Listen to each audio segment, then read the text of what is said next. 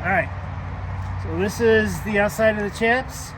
So from there to there we have about an 8-inch gash. We pulled out all these Kevlar fibers, turned the chaps around, and it just nicked the inner side of the chaps, but it didn't do any damage to the log. There was zero cut on the log. So the person probably would have had a little scratch on their leg, and that's it.